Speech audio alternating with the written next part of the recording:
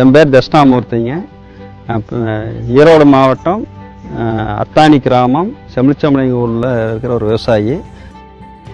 இப்போ எனக்கு ஒரு 4.5 ஏக்கரா பூமி இருக்குது. அதில் ஒரு ஏக்கருக்கு பாக்கு மரம் நாட்டு வெரைட்டி 800 மரம் வீதம் 3200 மரம் வச்சுருக்கிறேன். 2013 பாக்கு நடவு பண்ணின ஆண்டு. இப்போ ஒரு 10 இயர்ஸில் ஒரு 4 இயர்ஸ் பேக்காக ஈல்டுக்கு வர ஆரம்பிச்சிருச்சு.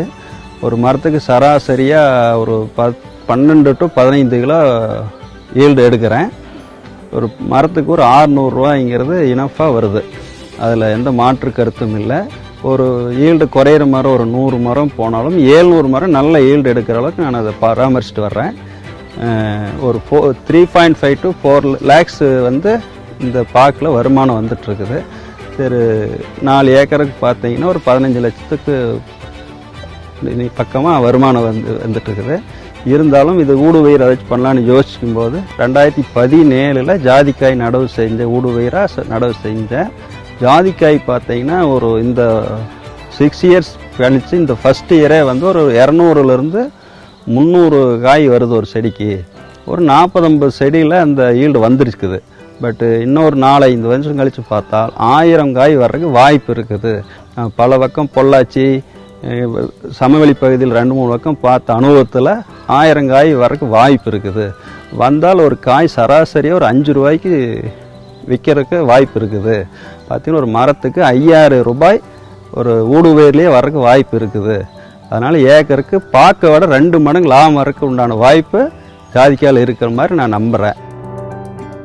அடுத்த ஊடுபயிர் என்ன செய்யலான்னு ஒரு முடிவு எடுக்கும்போது 2019 மிளகு சாகுபடி நடவு பண்ண ஆரம்பிச்சு. ஏக்கருக்கு இடைவெளி விட்டு 400 நாற்றுகளை வச்சு பராமரித்து இப்போ வளர்ந்து ஈல்டுக்கு வர சூழ்நிலை இருக்குது. இந்த வருஷம் ஒரு 50-60 செடியில் ஒரு ஏக்கருக்கு ஈல்டு வந்திருக்கு. அதில் பார்த்தா ஒரு சராசரியாக ஒரு ஏக்கருக்கு ஒரு 400-500 கிலோ மிளகு மகசூல் வரக்கு வாய்ப்பு இருக்கிற மாதிரி தெரியுது. மிளகு விற்கிற விலை ஒரு கிலோ 500 மினிமம் ரேட்டுக்கு விற்கிதுங்க. ஒரு 500 கிலோ விற்றா கூட ஏக்கருக்கு 2.5 lakhs ஊடுபயிர் மூலமாக வருமானம் வரக்கு உண்டான வாய்ப்பு சாத்தியங்கிறது என்னுடைய நம்பிக்கை. நான் என்னுடைய விவசாய பூமியில் பாக்கு வைத்த நாள் முதல் இன்று வரைக்கும் தொழு உரம் மட்டும்தான் வச்சு பராமரிச்சுட்டு வர்றேன். எந்த ரசாயன உரத்தை தோட்டத்துக்குள்ளே உபயோகிக்கிறதே கிடையாது. தொழு உரம் வைக்கிறது வருடத்துக்கு 2 தடவை, ஜூன் மாதம் டிசம்பர் மாதம் 2 தடவை தொழு உரமாக வச்சு பராமரிச்சுட்டு வர்றேன். வேறு எந்த ரசாயன உரம் நம்ம தோட்டத்துக்குள்ள வைக்கிறதே இல்லை.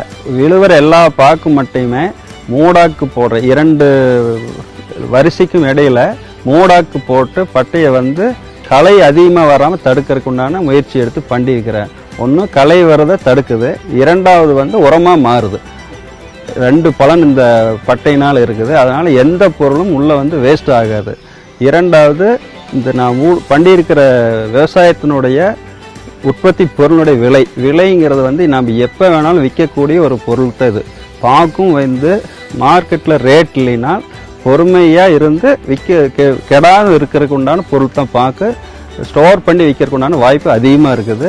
எப்போ விலை அதிகமாக வருதோ அப்போ விற்றுக்கலாம். 2வது ஜாதிக்காயும் அதே மாதிரி தான். ஜாதிக்காய், ஜாதி கொட்டை, பத்திரி, மேலே இருக்கிற தொல்லி எல்லாமே காய வச்சுட்டா எல்லாம் மருத்துவ குணத்துக்கு உண்டான பொருள் தான். அது எப்போ வேணாலும் நம்ம மார்க்கெட்டில் ரேட் இருக்கும்போது விற்றுக்கிறதுக்கு வாய்ப்பு அதிகம். 3வது பொருள் மிளகும் அதே மாதிரி தான். எத்தனை ஆண்டு வேணாலும் வச்சுருந்து நாம் விற்கலாம். அதனால் நம்ம விளைவிக்கிற பொருளுக்கு நம்மளுக்கு எப்போ விற்கலாம், எப்போ விலை ஏறுதோ அப்போ விற்கிறதுக்குண்டான வாய்ப்பு அதிகம் இந்த 3 பயிர்லையுமே. இது என்னுடைய தாழ்மையான கருத்து.